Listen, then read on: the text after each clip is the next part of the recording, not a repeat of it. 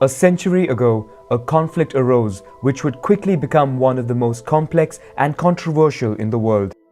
A conflict between two very different people for the same territory. To understand its origins, let's retrace the history of the Jewish people on a map. The Israeli-Palestinian conflict will be explained in a following video.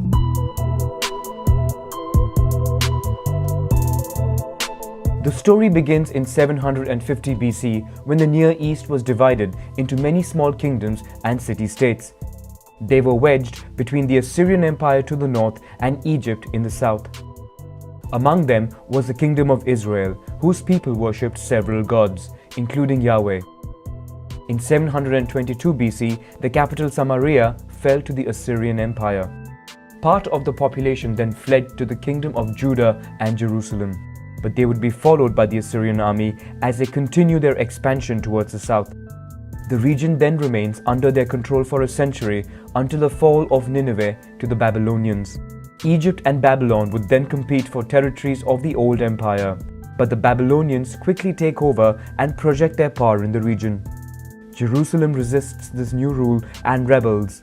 The Babylonian army then returns to besiege and destroy the city. Much of the population is then moved to the capital. In 539 BC, the Achaemenid Persian Empire takes over Babylon. The new king authorizes a free passage for Judeans, prompting many to return to Jerusalem. They would then rebuild the city and organize the foundations of Jewish culture by building the Temple of Solomon and writing the Torah.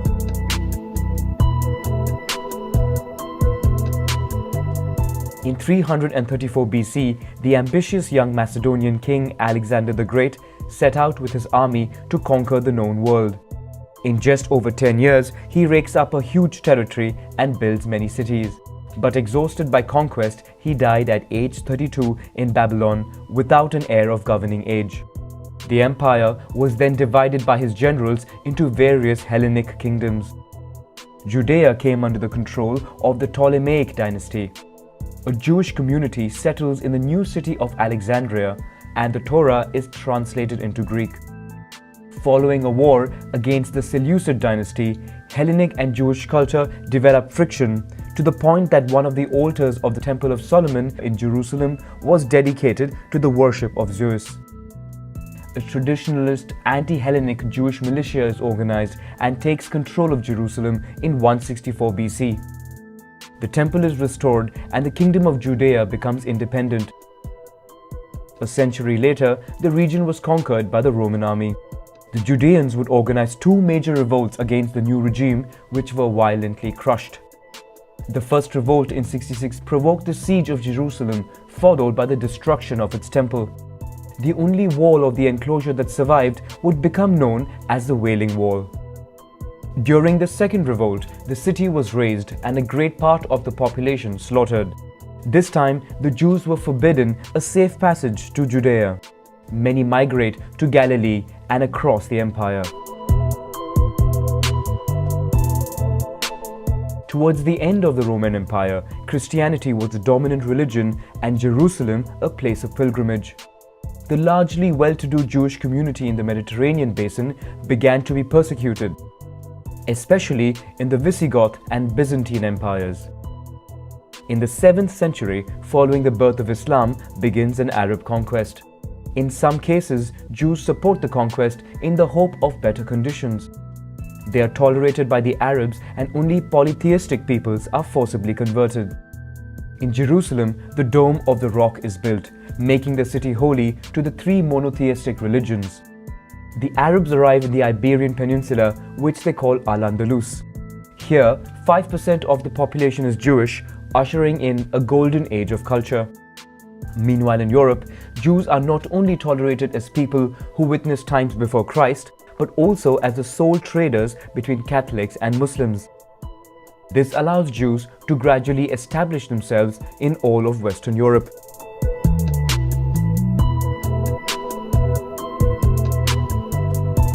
In the 11th century, the Seljuk Turks, a Central Asian people, began their expansion and reached Jerusalem. They persecute Christians and forbid pilgrimages to the city.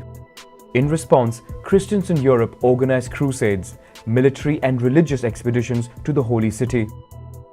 Along the way, they massacred Jewish communities who they now consider a deicide people who killed Jesus Christ. In 1347, Genoese merchant boats from Kaffa helped spread the Black Death. In 5 years, the disease wreaks havoc in Europe, killing almost half its population. A rumor spreads accusing Jews of poisoning whales, resulting in their persecution mainly along the Rhine and Rhone region and their eventual expulsion. In Spain, the Reconquista ends. The Catholic kings serve an ultimatum to the Jews to either convert or leave. The majority who choose to leave settle along the Mediterranean coast, mainly in the Ottoman Empire, where they are welcomed.